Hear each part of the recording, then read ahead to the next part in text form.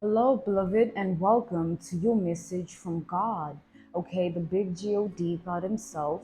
I thank you so much for your time and I thank you for joining me, beloved. Let us begin with your message from God and take a look at what He has in store for you and what He wants you to know at this time that you are watching this message, at this time that you are presented with this message by the YouTube algorithm. Okay, let's tap in. Okay, so audiently, I just heard stay tapped in. Stay tapped in. I feel like it's very important at this time that you stay tapped into good, informative tarot readings. Keep watching us, keep self-indulging in it and earn your stripes, your strength, you know. Don't allow yourself to be confused at this time. It's very important that you remain clear-headed. Okay, so um, informative ways of being and thinking will keep you tapped in. Proactive ways of applying self-actualized wisdom. Learning and allowing yourself to grow from what you've learned, not allowing the lesson to be like a curse because you don't want to see past it. So allow yourself to stay tapped in, and whatever comes out of what you are tapped into, know that it's relative to your current journey. It's not all happening for no reason. You are tapped in for a reason. So whatever it is that you're watching and whatever is presented to you in your YouTube algorithm, I feel at this time it's intensely highlighted because it's important. It's pivotal shit that you need to tap into because you moving. God, I feel like God is elevating you. I keep being drawn to the world card. Nothing more, nothing less prophetically. I'm not getting anything else. So let's begin with the tarot.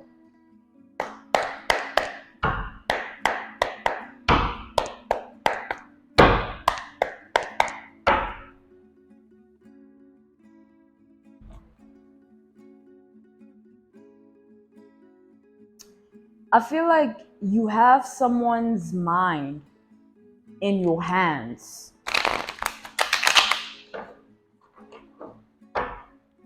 You have someone thinking about you intensely to the point of insanity because it's vile, vicious, crime of passion, theatrical type thoughts, childlike thoughts.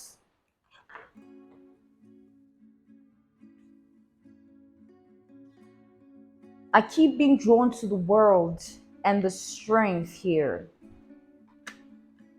So we have Leo, Aquarius, Scorpio, and Taurus energy here. I feel that at this time God is planning to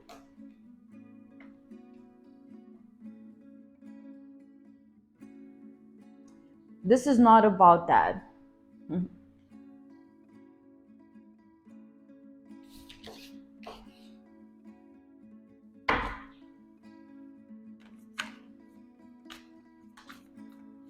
There is someone here you're dealing with, beloved.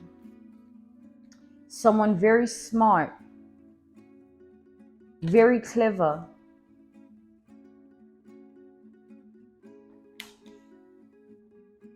We have Leo energy again, as well as Libra. I feel like you're dealing with like a conniving energy.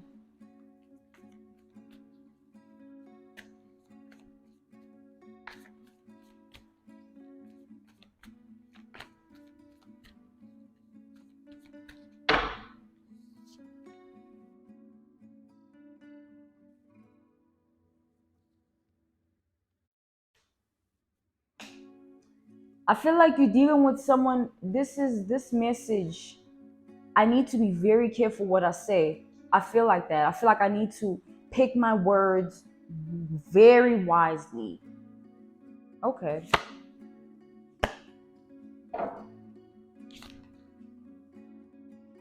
Oh. Okay.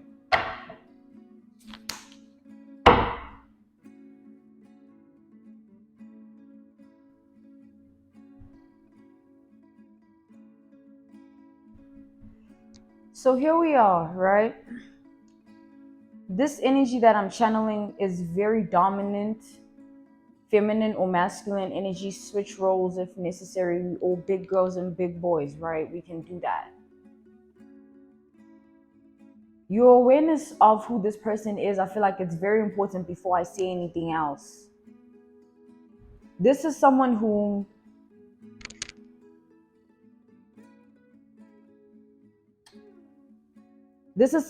feels like they lost their voice in your life. Take that how it resonates. They lost their voice. They don't have a say anymore. This is someone who feels lost, right? Psychologically, mentally. And they also feel like you have the answers to their sanity. They feel like you can unlock that side of them that needs to come out of them for their whole life to become better.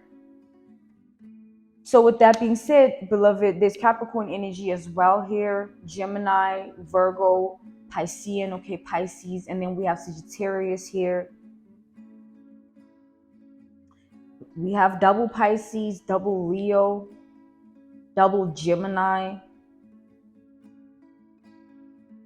Okay, so with that being said,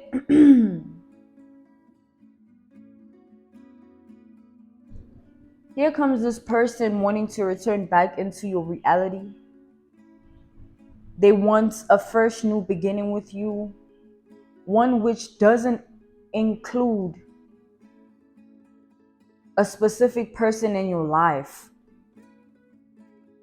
This is someone that wants you alone. They want you back, but this time they want you alone. They want you to themselves. This is someone that feels as though you belong to them, you belong with them. This is someone who lost their chance, missed, hit and miss. Someone who left you emotionally distorted with regards to who they really are and what they really mean to you. Because I feel like for a long time you were unable to decipher this person's presence in your life for what it is. Like you couldn't see clearly, okay, to a soul's energy. There was some form of lack of understanding because this person was purposely doing this to you. This was someone who purposely, that's why I said conniving energy. I feel like you're dealing with someone who purposely betrayed your trust here, purposely betrayed your intuitive abilities to see past the fog that they were trying to create, the illusion, the delusion, the delusion of ganja that they wanted you to exist in. Someone wanted you mentally trapped emotionally, psychologically to them.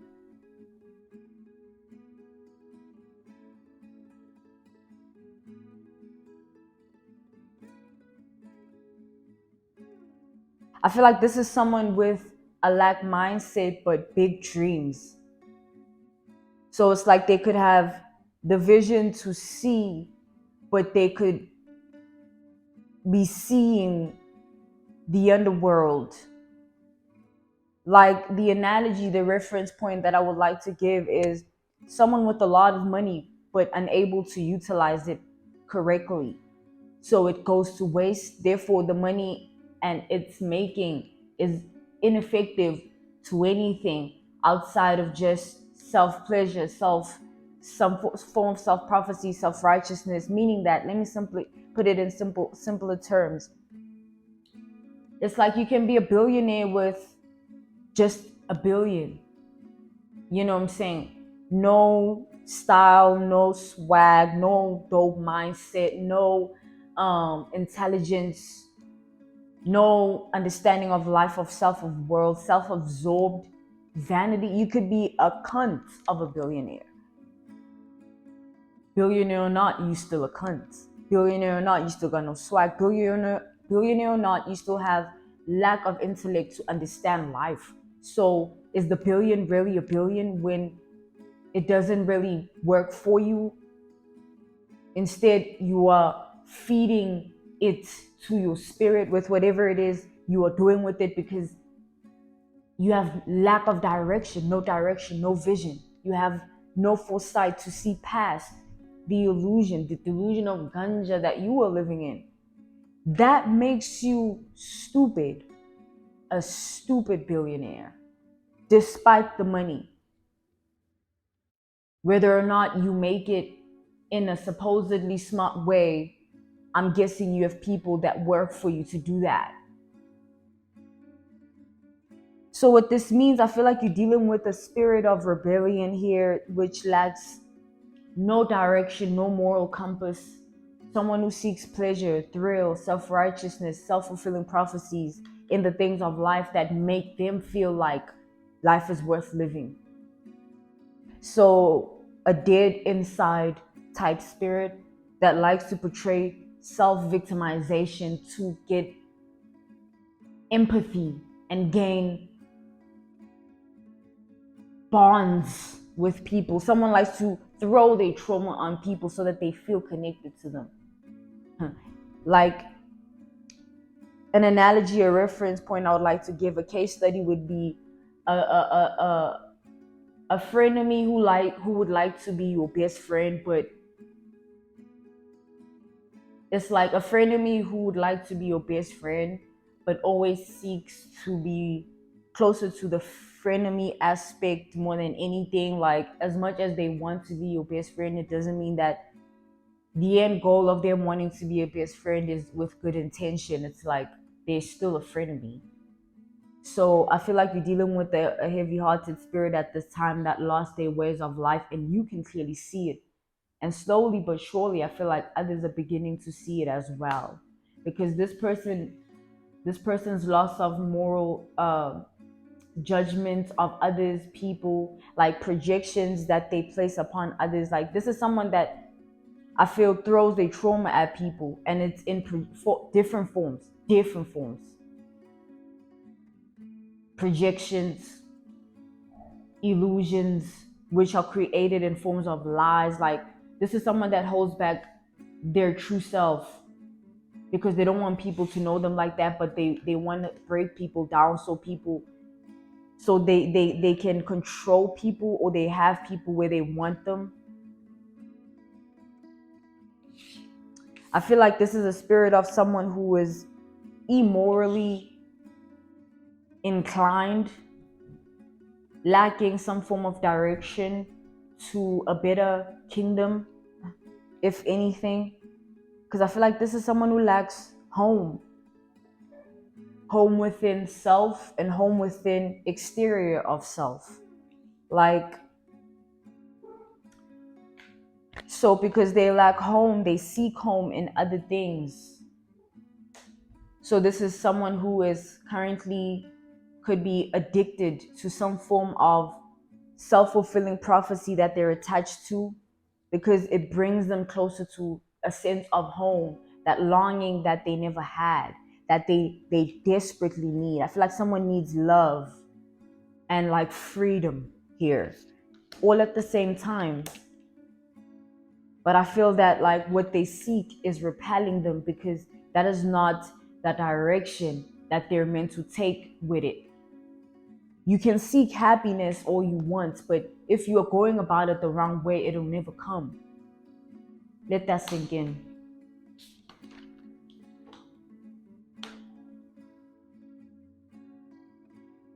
So what ways has this person been channeling that are leading them into an unrighteous path of immorality? Goddamn. So, I feel like this is objective to someone's psyche here. This person's psyche is trapped in a internalized delusion of ganja that they created because of their trauma. Someone is still this traumatized little girl, little boy within themselves. And what happens when a child feels unseen and unheard, unloved, trapped? They rebel the cause, any kind of cause. It doesn't have to make sense, it doesn't have to be right. They just rebel. That's what makes this person a menace, not to society per se, but to themselves. This is someone that's dangerous to themselves because they see no wrongdoings in everything that has to do with them taking accountability. It's like if you would have to tell this person that what they did to you was wrong or how they went about something is wrong, they'd be the type of person to put you down for even feeling that way, so that you don't feel like your emotions matter. I feel like this projection has become embedded in their character. They don't see it because it's become them.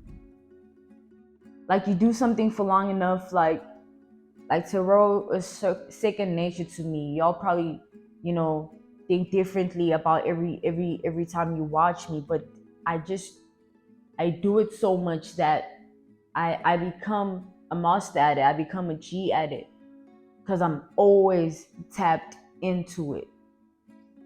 So this person has always been tapped into. That was an analogy, a reference point in a case study that you can create a conglomerate with this message. Like I feel like you're dealing with someone who has stayed in a certain state of being. An example would be a pretentious state of being. This is an analogy, a reference point in a case study again. Like if, let's say, maybe there is like a third party situation, three people involved, where there's a couple and one exclusivity of someone else who is just maybe a friend, family, colleague, or mutual friend of the couple, but someone that is not in a relationship. They're just there, and then they're always watching and observing the couple. You know what I'm saying?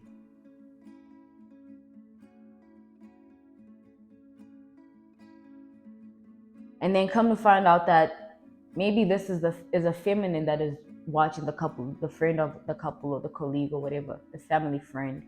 Let's say it's a feminine energy who gets obsessed with the masculine energy and wants to take control of the couple's life, to have the masculine energy because she sees how the masculine treats the feminine and thinks he will treat her the same way. But her reality is wrong because she doesn't know what they share. This couple, this bond is deeper than that. There's history, there's depth, there's layers. It reminds me of this movie. You should watch that, by the way, if this resonates. When the bow breaks. So bow is BOUGH.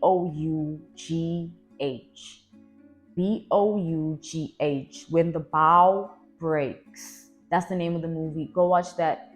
It's good to come back to certain messages that bring forth analogies of certain reference points like these, where you can combine the two. Because I feel like it will make sense to you if you watch it, and you can switch the roles. If it's the other way around, then it's the other way around.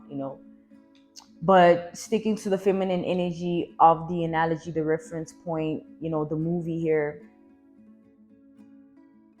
In the movie, this feminine energy becomes obsessed with the married couple. You know what I'm saying? So take that how it resonates to your current reality. Because I feel like you have your own personal stalker here. Someone who is obsessed with your life.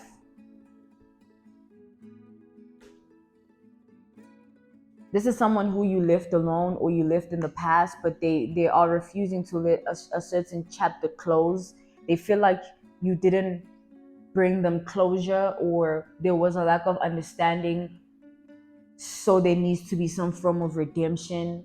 Closure is important. This person feels that way, but I feel like this is all just an excuse. They just want to be close to you again. They want to experience you one more time. This is someone who came into your life Like this is giving sort of like mistress energy.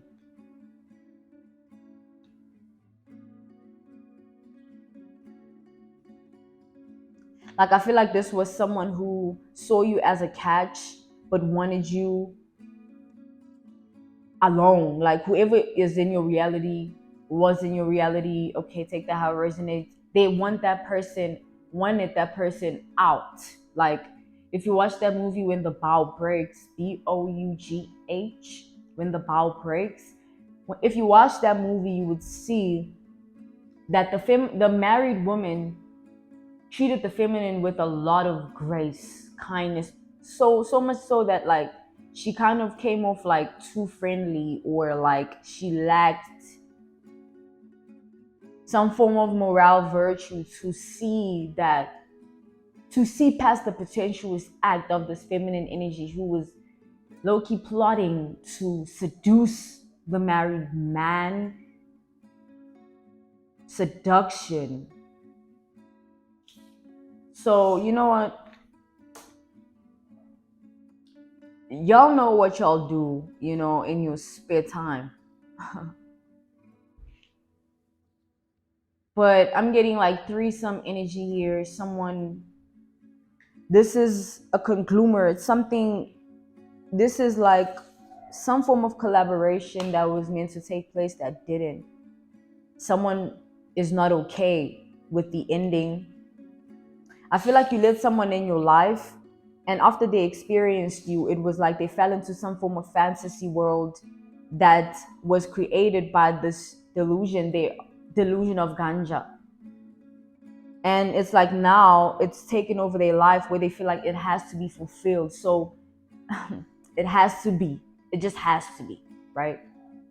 So how they're going about, watch that movie so that you understand the standpoint of this person, where they're coming from. Because I feel like you are free, happy, existing. You're not even paying attention to someone here, but I feel like you forgot a past door that wasn't closed off properly, because I feel like maybe you ghosted someone, there was no closure. I feel like you left someone completely in the dust here, or you rejected them. Either way, I just feel like someone's not letting you go. And the crazy thing is, I feel like this could have happened a long time ago, a while ago, like to a point where you don't think about it anymore, but someone else does every day. They might be projecting that you do too, for whatever cause or reason that makes them feel like that. But the truth of the matter is, like, you weren't in their vibration. You weren't in the same vibration as them, and you still aren't. So it's like you don't process information the same way. Hence, I feel like you might be feeling like this. You might be feeling like this person's trapped in the delusion of ganja they lived in for so long that it has become them. Like, so it's like an analogy, a reference point, a case study I want to give is like high school. Imagine a high school nerd girl who is also very strikingly mysterious and pretty, but still this nerd, recluse, depressive, standoffish person that everyone knows to be that way, but like they still are intrigued by them, right? They walk around with this sort of stigma attached to them, so much so that stigma, they feel like it is them. They are that. They are this person. Not realizing that it's just the environment. The people in it, they're projecting that on you. They want you to feel like that, right? And that's how you obviously gonna feel, because it's like that's the environment. And that's, I feel like in this analogy, this reference point, this movie analogy that I'm giving, I'm formulating it, hoping that it's illustrating in your mind as I go, as I speak. Imagine this. How I see it, I don't see like this depressed person walking around, and like everyone formulates their own perception of life and everyone in their life. You love someone because of how you see them. It's close to you. It's what you like. And no one has to understand that. And no one can, because it's relative to the two people. everyone interconnects differently.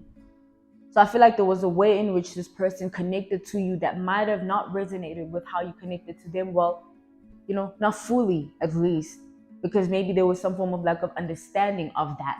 How do we both feel about this? What's the way forward? Are we doing this way, that way? Like there was not enough conversations that led to understanding points or states of being. It was kind of like, oh, we speak and then there's confusion. You know what I'm saying? More confusion. You know what I'm saying? You and this person. But back to the reference point, the analogy, the case study here of the mysterious looking, depressive, standoffish girl who is existing in an environment that is rejecting her. If I was that girl, which I feel like I was actually, I feel like I was like that in high school. I had one particular frenemy that was so trauma bonding, and it was kind of like we're attached to one another, but like this was eighth grade, ninth grade, like, and then since then my whole high school life I've been on my own. It was like I was on my own and I was just doing my own thing, doing my own shit. I'd sit under this big oak tree and just chill all day and read, you know but yeah, so it's kind of like that, where I feel like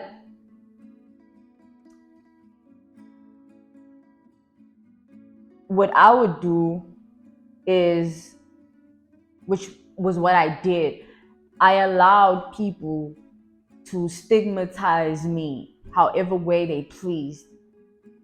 Like, because everyone had something to say about me. You know what I'm saying? Because I was so different. Like, I was like a boy-like person. I was extremely in my masculine energy. Like, a few lesbians would be turned on right now. I was like in it. But as I grew older, I matured. I maintained that duality of masculinity and femininity in me when I got in my relationship with my partner, when I met my husband. Like that conglomerate of self formed a duality. I not only vibrated on the masculine, but I was also vibrating both. So I feel like this is to say that the environment that you exist in tends to stigmatize you. Like, even your own home, like, can feel like it's not good enough to live in. That's a stigma. You know what I'm saying? Oh, this can be nicer, or this can be bigger. It always wanting to improve something is stigmatizing it, because you're not appreciating it for what it is. You want it to be something it's not, which I feel like what projection is linked to stigma. You know what I'm saying? So in high school, I was like that one popular loner. I feel like I was the only popular loner. You know what I'm saying? I was just like that. And I got used to that reality because it was part of my environment, but I didn't allow it to work against me. Because then my fucking life is going to be miserable because folks ain't understand my vibration. Hell no. I said, nah. Let me be weird then. Let me be the one that makes everyone uncomfortable. And here I am still in that vibration, because it's not that something was wrong with me. It's just that my environment rejected me. And who am I to be seeking acceptance from an environment that I was temporarily in anyway? So if I look at it like that, I can move on with my life because I'm seeing it for what it is, not what I thought it was or what it meant to me sentimentally. Like, we've grown with it. You know what I'm saying? It's time to look at all our traumas in a strength point of view so that we surpass the trauma itself. It doesn't phase you, because trauma is weakness. Now, if none of the bitches in the school that were pretty and, I was banging, but I was not trying to be that way. Not that I wasn't that. The difference is I wasn't seeking validation. So to all of them bitches that were,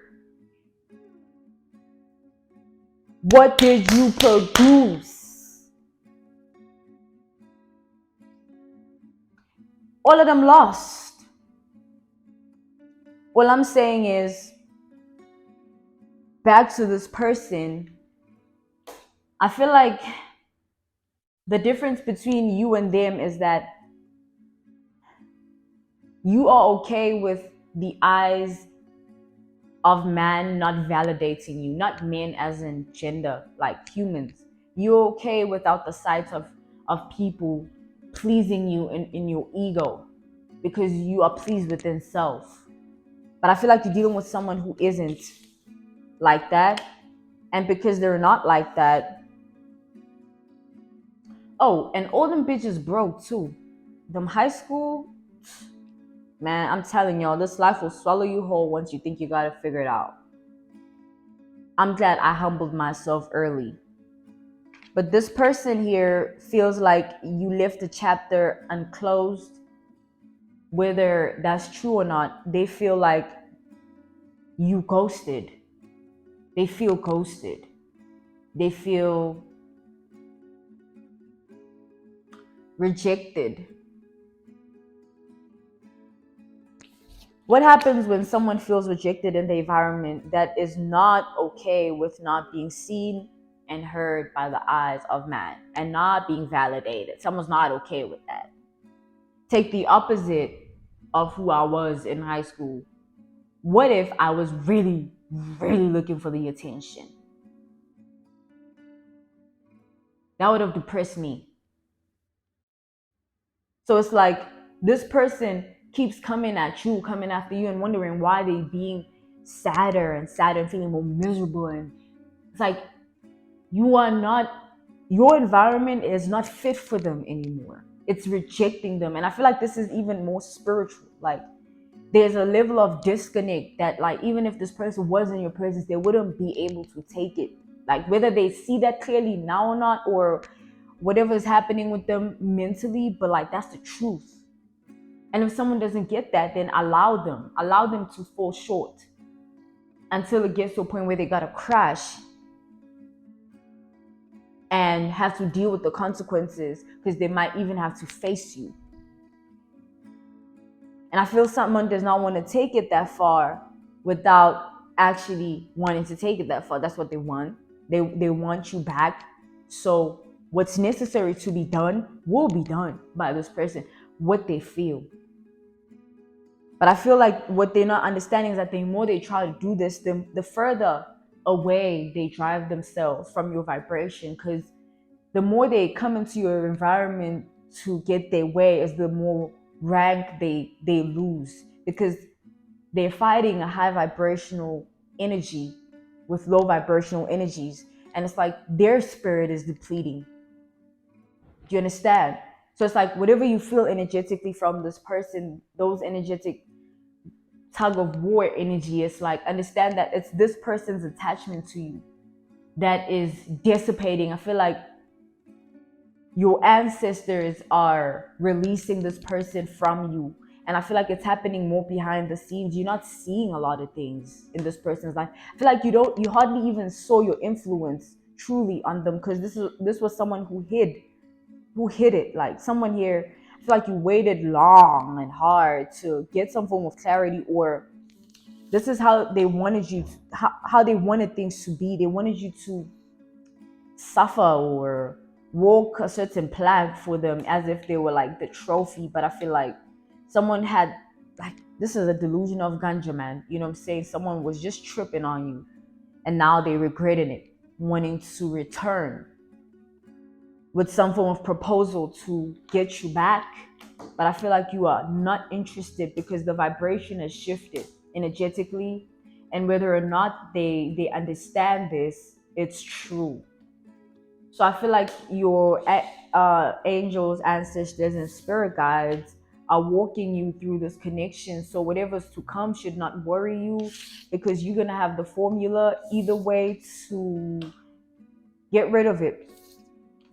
in your favor, you know. So don't worry as if like something might happen to you or those close to you or anything like that. It's like this person is not as powerful as they make themselves out to be, even energetically. Someone is weak in rank, weak in mindset, and like they're fighting a stronger force, a stronger power, which are your ancestors, your angels, and your guides. Okay, but I'm feeling this energy. Okay, I'm being called to end this message. But I want to conclude it by saying that you are not in charge of anyone who chooses not to take accountability for their own life. That would mean that they're your child, right? And I don't remember you birthing any grown ass motherfucker, right? I'm sending you nothing but love, beloved. I hope that this brought you some form of understanding of the situation that you might have faced or are facing in your current reality at the time you were tapped into this message. Okay, I'm sending you the utmost respect too. In Jesus' name, I release all your spirits. Amen.